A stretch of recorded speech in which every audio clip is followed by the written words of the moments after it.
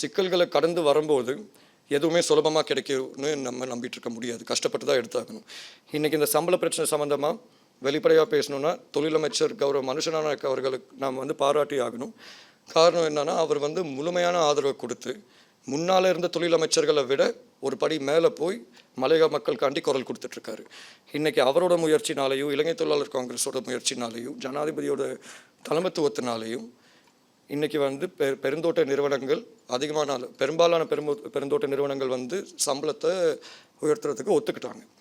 ஆகவே நான் நினைக்கிறேன் 6ஆம் தேதி தொழிலமைச்சர் அமைச்சரில் ஒரு கலந்துரையாடல் இருக்குது. தொழிலமைச்சர் மற்றும் பெருந்தோட்ட நிறுவனங்களோட ஒரு தீர்வை எடுக்க முடியும்னு எனக்கு ஒரு முழுமையான நம்பிக்கை இருக்குது. பேருக்கு தெரியும், 1948 77க்குள்ளார தான் இந்த எல்லை நிர்ணயம் செய்யப்பட்டுச்சு. நீங்கள் சொன்னதுலேருந்து மலையகத்தில் இருக்க இந்த காணி உரிமை வழங்கும் போது சரி, வீட்டு உரிமை வழங்கும் போது சரி, அவர்களுடைய லைன் குடியிருப்புகளிலிருந்து அவர்கள் புது வீடுகளுக்கு அழைத்து வரும்போது அந்த லைன் வீடுகள் இருக்கிற இடங்களுக்கு என்ன ஆகும்? அது வெறுமையாகிடும் தானே.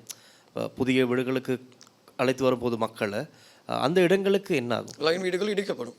இடித்த அந்த இடங்கள் காணிகள் வெறுமையாகிருமா, இல்லாட்டி அது எதுவும் திட்டங்கள்? ஜனாதிபதி அவர்களோட அமைச்சரவை பத்திரம் பிரகாரம் அவர் சொல்லியிருக்காரு, அவங்க இப்போ வாழ்கிற இடம், வாழ்கிற இடத்தோடு சேர்த்து பொதுவான இடங்கள், அதே மாதிரி அவங்க விவசாயம் செய்கிற இடங்கள், அது முழுமையாக அங்கீகரிக்கப்படும் கிராமமாக, ஒரு முழு கிராமமாக. ஸோ அப்படி இருக்கும்போது ஒரே ஒரு விஷயம் நீங்கள் மனசில் வச்சுக்கோங்க. ஒரு லைன் ரூமில், ஒரு லைனில் எத்தனை குடும்பம் வாழ்கிறாங்க?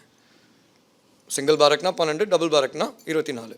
ஆனால் நீங்கள் அந்த லைன் ரூம்குள்ளார போய் பார்த்தீங்கன்னா அது 12 குடும்பம் இருக்க மாட்டாங்க, அதை விட அதிகமாக தான் இருப்பாங்க. ஸோ அப்படி இருக்கும்போது இந்த லைன் ரூம் இடிக்கப்பட்டால் அந்த காணி அங்கே இருக்கிற இளைஞர்கள் இல்லாட்டி அங்கே இருக்கிற வீடு இல்லாதவங்களுக்கு தான் வழங்கப்படும். ஏன்னா இப்போ உங்கள் எல்லாருக்குமே தெரியும், பெருந்தோட்ட நிறுவனங்களை பொறுத்த வரைக்கும் ஒரு விஷயத்தில் குறிப்பாக இருந்தாங்க, இல்லை தோட்ட தொழிலாளர்களுக்கு மட்டும்தான் நாங்கள் வீடு கொடுத்தாகணும்னு. கௌரவ ஜனாதிபதி அவர்கள் அதுமாதிரி ஜனாதிபதி அவர்களோட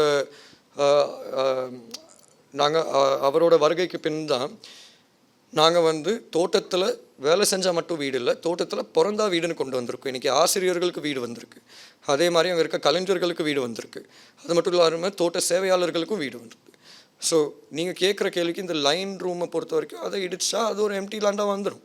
எம்டி லேண்டாக வந்தால் அதை நம்ம பல்வேறு விஷயங்களுக்கு பாவிச்சுக்கலாம், வீடு திட்டத்துக்கு பாவிக்கலாம், இல்லாட்டி ஒரு பொதுவான தேவைக்கு பாவிச்சுக்கலாம். அடுத்ததாக ஜனாதிபதி தேர்தல் அறிவிக்கிறதுக்கான இப்போ நாட்கள் நினைவு கொண்டிருக்குது. அப்போது உங்களுடைய ஆதரவு யாருக்காக இருக்கும் அப்படிங்கிறது தெரிஞ்சுக்கொள்ளலாம். உங்களுடைய கட்சி எங்களை பொறுத்த வரைக்கும் இலங்கை தொழிலாளர் காங்கிரஸை பொறுத்த வரைக்கும் எங்களோட கட்சி இறுதியாக தான் நாங்கள் தீர்மானம் எடுப்போம். ஆனால் என்னோட அபிப்பிராயம் நாட்டை கட்டி எழுப்பி யார் திருப்பி ஒரு சரியான நிலைமைக்கு கொண்டு வந்தாங்களோ அவங்களுக்கு தான் ஆதரவு கொடுத்தாகணும். அது என்னோட தனிப்பட்ட அபிப்பிராயம். ஆனால் கட்சி ரீதியாக உத்தியோகபூர்வமாக அது கட்சி முடிவெடுத்த பிறகு அறிவிப்போம். மினிஸ்டர், நீங்கள் இப்போ அந்த பெருந்தோட்ட கிராமங்களை பற்றி தான் பேசுகிறீங்க. ஆனால் லாஸ்ட் இயர் நீங்களும் மினிஸ்டர் ரமேஷ் பத்ரன், ஹரின் பெர்னாண்டோ 3 பேரும் சேர்ந்து சமர்ப்பித்த ஜாயிண்ட் கேபினட் பேப்பருக்கு என்னாச்சு காணி உரிமம் சம்பந்தம்? அதான் நான் இப்போ உங்கள்கிட்ட சொன்னேன். இப்போ நாங்கள் 3 பேர் சேர்ந்து சமர்ப்பித்த ஜாயிண்ட் கேபினட் பேப்பர் காணி உரிமை சம்மந்தமான விஷயம்.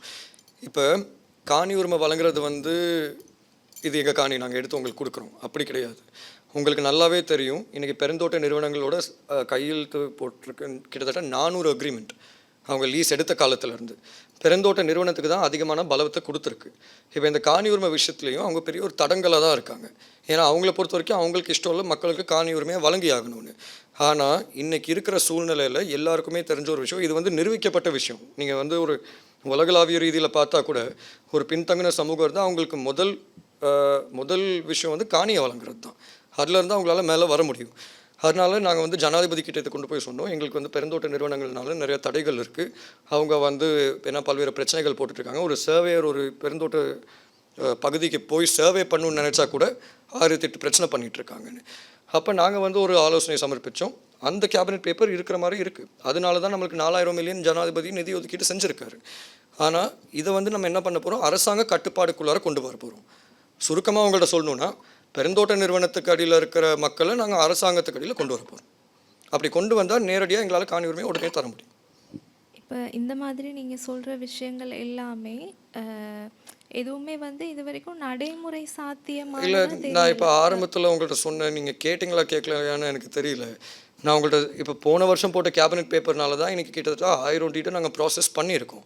இன்னொரு 5000 வந்து இன் ப்ராசஸில் இருக்குது. நீங்களும் ஒரு விஷயம் தெரிஞ்சுக்கணும், இந்த உரிமையா ப்ரோக்ராம் வந்து நாடளாவிய ரீதியில் நடந்துகிட்ருக்கு. ஸோ சர்வே ஜென்ரல் டிபார்ட்மெண்ட்டும் ஓவர்லோடராக இருக்காங்க. ஸோ இவங்களுக்கு காணி எடுக்கணும்னா இப்போ நீங்கள் ஒரு சும்மா ஒரு சின்ன உதாரணம் யோசிச்சு பாருங்களேன். இப்போ இந்த லோ இன்கம் ஹவுசிங் இருக்குது கொழும்பில், அவங்களுக்கு வந்து ஒரு டீட் கொடுக்கணுன்னா பிரச்சனை இல்லை, உடனே கொடுத்துடலாம், ஏன்னா அது அரசாங்கம் மூலியமாக வந்தது. கரெக்டாக இல்லையா? அதே மாதிரி இன்றைக்கி நீங்கள் வந்து வடக்கு கிழக்கு எடுத்து பாருங்கள்.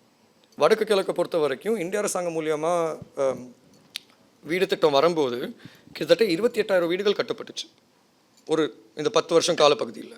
ஆனால் மலையகத்துக்கு மட்டும் அதே இந்தியா வீடு திட்டம் 4000 வீடு கட்டுறதுக்கு 10 வருஷம் கழித்து கூட கஷ்டப்பட்டு தான் முடித்தோம். அது ஏன்னா காணி உரிமைனால. இந்த காணி உரிமை வந்தால் மட்டும்தான் வீடு கட்டுறது வந்து எல்லாமே சுலபமாக இருக்கும். இன்றைக்கி நீங்கள் வேணால் மலையக மக்கள்கிட்ட நீங்கள் நேரடியாக போய் பேசி பார்க்கலாம். 60 வயசுக்கு மேலே யாராச்சும் அந்த ஏன்னா தோட்டத்தில் வேலை செய்யாமல் இருந்தால் லயத்தை விட்டு அகற்றுறாங்க. அதே மாதிரி ஒரு டாய்லெட் கட்டணும்னு நினச்சா கூட பெருந்தோட்ட நிறுவனங்கள் வந்து போலீஸுக்கு போகிறாங்க. இதுக்கு வந்து பல்வேறு இடத்துலேருந்து நாங்கள் எதிர்ப்பை சந்திச்சிட்ருக்கோம். ஆனாலும் நாங்கள் அரசாங்கம் மூலியமாக எங்களால் பண்ண முடிஞ்ச லீகல் ஒர்க் எல்லாத்தையும் நாங்கள் பண்ணி தான் முடிச்சிருக்கோம். இப்போ உங்களுக்கு வேணும்னா நாங்கள் ஒரு விஷயம் பண்ணித்தர முடியும். அமைச்சினூடாக கடந்த அக்டோபர் 30 இன்னைக்கு வரைக்கும் வந்திருக்க கரஸ்பாண்டன்ஸ் அந்த கேபினெட் பேப்பர் சம்மந்தமாக நாங்கள் அதை உங்கள்கிட்ட சமர்ப்பிக்கிறோம். நீங்களே அதை எடுத்து பார்க்கலாமே. அப்புறம் உங்களுக்கு தெரியும் நாங்கள் எவ்வளோ தூரம் வேலை செஞ்சுட்டு வந்திருக்கோம். மலையக பல்கலைக்கழக விஷயம் என்னாச்சு மினிஸ்டர்? திங்கக்கிழமை அமைச்சரவை பத்திரம் நீங்கள் பார்க்கலையா? என்னங்க முக்கியமான விஷயத்தெல்லாம் பார்க்க மாட்டேங்கிறீங்க. அது வந்து டிஜிட்டல் கிளாஸ் ரூம் தான். இல்லை இல்லை இல்லை இல்லை நான் நினைக்கிறேன் நீங்கள் ஒரு ஊடக வேளாளராக திருப்பி அந்த பத்திரத்தை எடுத்து ஒழுங்காக பார்த்தாகணும்னு. திங்கக்கிழமை அமைச்சரவையில் ஒரு பத்திரம் சமர்ப்பிக்கப்பட்டுச்சு அமைச்சர் சுஷில் பிரேம ஜெயந்த் அவர்கள் மூலியமாக. கோட்டகலில் இன்ஸ்டிடியூட் ஆஃப் ஹையர் எஜுகேஷனை ஆரம்பிக்கிறதுக்காண்டி அனுமதி கிடைக்க போகுது. ரிப்போர்ட்டை கேட்டிருக்காங்க, ரிப்போர்ட்டையும் நாங்கள் சப்மிட் பண்ணியிருக்கோம். அந்த ரிப்போர்ட்டோட காப்பியும் உங்கள்கிட்ட நாங்கள் ஷேர் பண்ணுறோம். அது மட்டும் இல்லாமல் அதுக்கு நாங்கள் நிதி ஒதுக்கீடு செய்கிறோம். இந்திய தூதுவரை நான் வந்து நாளைக்கு நான் 18 நான் சந்திக்கிறேன். இது சம்மந்தமாக ஒரு கோரிக்கை வைக்கிறதுக்கு தான். ஒரு யூனிவர்சிட்டியை கொண்டு வரணும்னா இன்ஸ்டிடியூட் ஆஃப் ஹையர் எஜுகேஷனை கொண்டு வந்து ஏன்னா இப்போ அங்கே இருக்கிறது ஒரு டீச்சர் ட்ரைனிங் காலேஜ், பாவனையில் இல்லாத ஒரு டீச்சர் ட்ரைனிங் காலேஜ். ஸோ ஒரு இன்ஸ்டிடியூட் ஆஃப் ஹையர் எஜுகேஷன் அனுமதி எடுத்தாச்சுன்னா அதை வந்து யூஜிசி கடியில் கொண்டு வந்து அதை வந்து டெவலப் பண்ணி அங்கே இருக்கிற காணி 14 ஏக்கரையும் நாங்கள் எடுத்தாகணும் யூஜிசி கடியில். அதுக்கப்புறம் யூனிவர்சிட்டி ஆஃப் வவுனியா எப்படி யூனிவர்சிட்டி ஆஃப் ஜஃப்னாவோட அஃபிலியேட் ஆனாங்களோ ஆரம்ப கட்டத்தில் இந்த இந்த இந்த பல்கலைக்கழகமும் ஒரு அஃபிலியேஷனில் தான் போயாகணும். அநேகமாக பேரதன்ய பல்கலைக்கழகம் இல்லாட்டி யூஜிசி ரெக்கமெண்ட் பண்ணுற பல்கலைக்கழகம். அதுக்கப்புறம் அது வந்து ஒரு சுதந்திரமான ஒரு தனி பல்கலைக்கழகமாக வேலை செய்யும்.